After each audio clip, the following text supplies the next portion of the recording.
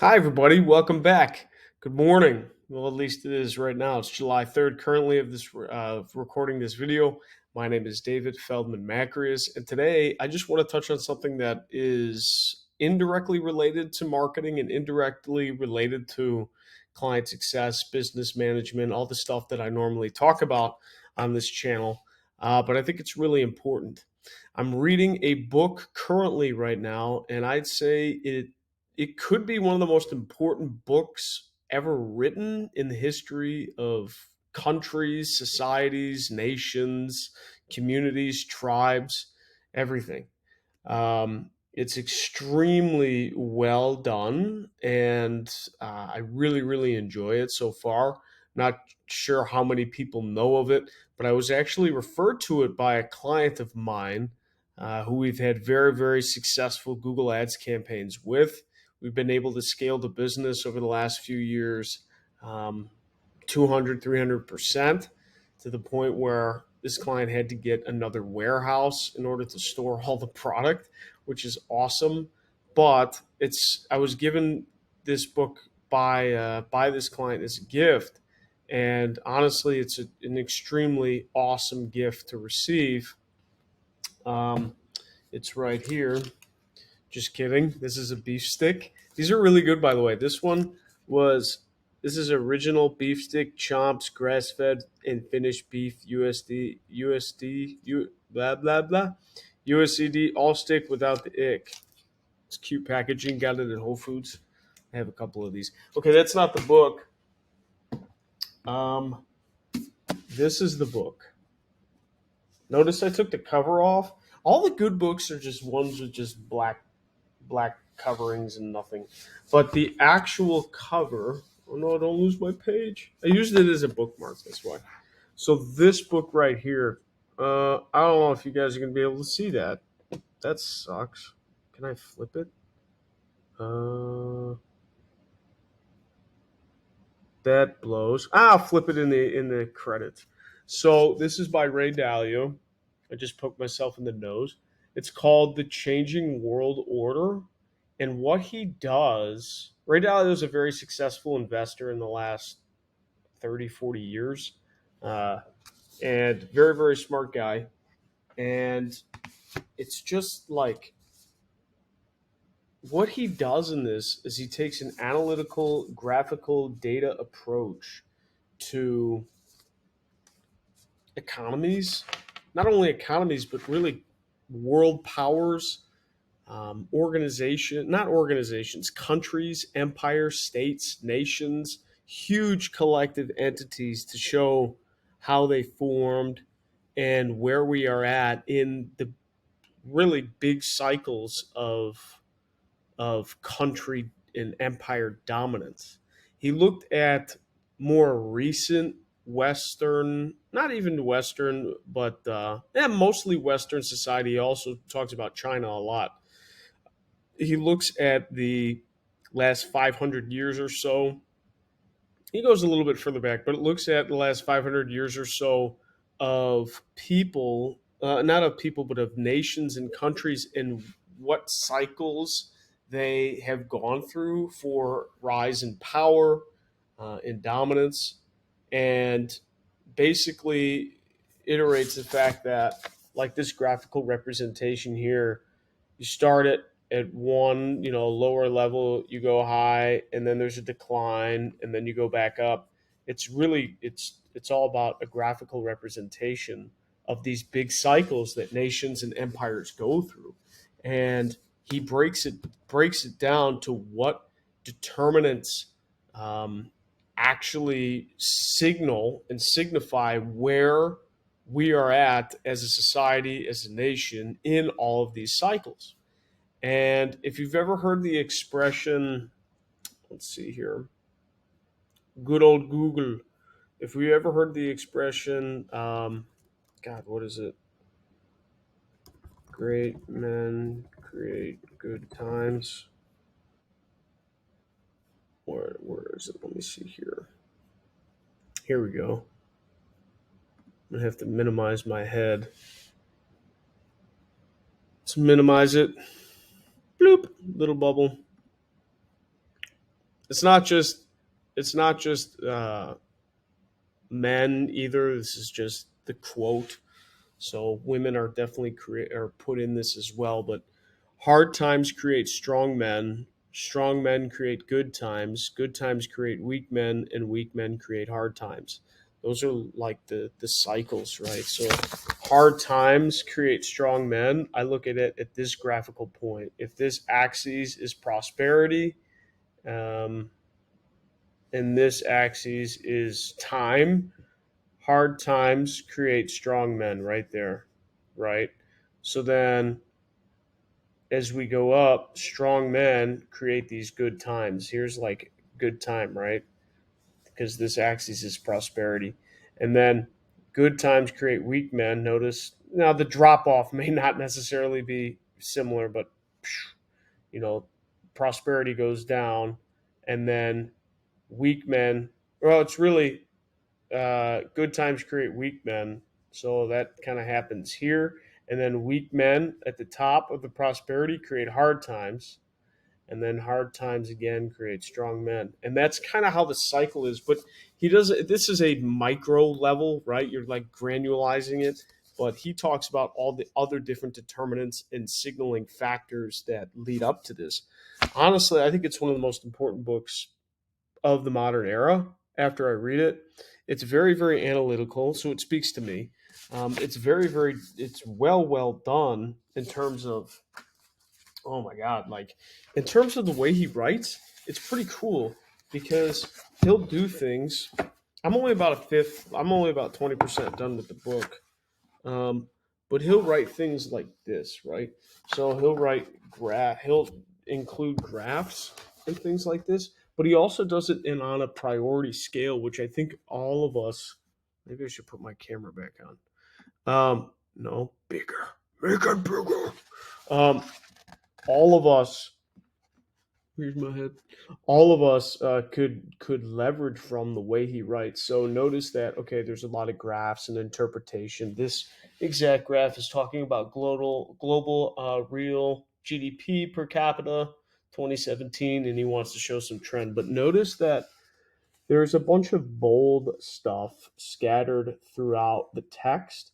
He actually writes the bold headings throughout the text. If you wanted to read this book super quickly and not go through all 551 pages in depth, you could just read the bold text and get the most from the book, which is an awesome way to write a book. I mean, especially nowadays where there's so much information out there and you just want to capture as much as possible. There's a little. Um, if you want to capture as much as possible, I mean, that's a great way to write. I mean, look, it continues throughout everything. Just these little headlines, and they make cohesive sense when read together. I know you can't really see what I'm talking about, but it's just an excellent way to read a book. He's even got little red dots here, little red dots that signal huge principles and important things to remain. So he has these levels of importance within his writing, which is just a testament to how his brain thinks and how effectively he communicates. It's excellent way to do it. And I might utilize that. That's super smart. Um, I lost my page. I think it was on page 94. Um, so yeah, this book highly recommend. The full title is "Principles for Dealing with the Changing World Order." Sorry, I should have read the whole thing. Principles for Dealing with the Changing World Order. Um, Written, what did I say? Can't read. Why Nations Succeed and Fail, Ray Dalio. So, author of the number one New York Times bestseller, Principles, and founder of the world's largest hedge fund. So he is a pretty cool author. You know, pretty cool the way his brain works. I can really relate to it, and it's super interesting. Makes me want to read his bestseller, Principles book. I think that would be excellent to read. But I thought I'd share this with you guys because, okay, how does it impact marketing? How does it impact client success? The normal things on this channel that we talk about. Well, we have to be cognizant of history, and we have to be cognizant of the changing world order or changing determinants of information. Like in Google Ads, as an example, because I love Google Ads. It's very, very much like this. There's all these, there's principle based, but then there's a couple of different metrics that we always pay attention to, right? But then there are certain subset of determinant metrics that we pay attention to more often than not, and it's very, very similar. It's just this is he focuses in the financial world, right? Because let's be honest, I mean, money makes the system work. As much as people don't like that, or as much as people hate it, I actually view money as a positive attribute, because money is what ties everybody together for a common purpose and stops us from basically killing each other over food and sex. I mean, and shelter. That's what money does if you look at it holistically. Now, when people use money negatively, but money is just a tool, right? It's like a hammer. Um, a hammer can be used to build a house or to strike a person down. So it's really the human capacity to how it's dealt with. But he focuses mostly on money because that's his background, and he manages one of the most successful hedge funds in the world. So he's got some credibility there. But the way it's written in the research and the addendums and everything is super important. Super, really, really awesome. Super, really awesome. Yeah, that sounds educated, David. Nice. It is really insightful, and how it impacts our lives is because it allows it will allow, in not necessarily the microscopic but all macroscopic view of how we can market different businesses and identify the needs of people, right? Because the needs of people are forever shifting. Technological innovation is always shifting, and the leveraging of machine learning, algorithms, artificial intelligence, and the demand for different infrastructures, such as, like, a big one that concerns me over the next so many years and decades is electric, right? How do we harness electric capabilities to power our world? Because it seems like, at least in the automobile industry, which I'm heavily have been a part of my entire life, um, how will that change with the demand of electric vehicles? Like, how are we gonna be able to power the grid? All that crazy stuff. How are we gonna be able to make the infrastructure shift? All that. So I think reading this book at a macroscopic level, even though it's not directly related to marketing and directly related to just stuff that I and you guys operate in on a day to day basis, it gives that more peripheral, indirect knowledge, and looking at it from that macro view, which this is very, very macro. Macro will influence the trickle down, right? It'll influence all the little subsets underneath in marketing, to people's lifestyles and forever changing needs is an extreme. It's really important. It's really important to understand where we're at in the cycle. That's what I think the coolest part is. Like, I'm always trying to identify, okay, I live Chicago, Illinois, United States right now. Where is the United States in all these trends? And when you figure out where we're at, then you can kind of figure out how people are. Because what this book tells you is, this book actually shows that humans, like, we have this. It's These big cycles often happen within generations.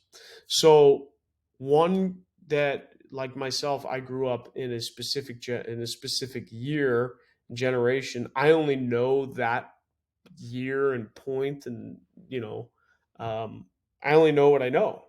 So this, like, you have, you know what you don't know, you don't know what you know, and then you don't know what you don't know, right? The four quadrants. I learned that in mechanical engineering. Shout out to Marty Morris at Bradley University. But this is taking information that don't know what you don't know into the you uh, I know what I don't know, and then I know what I know quadrants, which is what you want to do with any type of information, because it's going to help make your decisions based on what you want to do and what you can give back to society. So I know I'm kind of rambling a lot, and hopefully some of this stuff makes sense to the audience here. But I just figured that it would be really, really awesome to go through and just kind of tell you guys some books that I'm reading recently that have really impacted the way of thinking about information that goes on this channel, and that can also impact you if you guys are interested in data analytics, wealth, power creation, and history, and from a person that has a lot of credibility, especially in the landscape of today. Highly recommend to buy this, audible it, whatever you need to do. I would buy a physical copy because there's a lot of really interesting charts and graphs in here, but I'm nerdy like that. I like that kind of stuff, so not everybody does. Yeah, that's it for today, guys. Hope you guys have a great day watching this. If you haven't already, please like and subscribe, if you enjoyed this content, and I'll talk to you soon.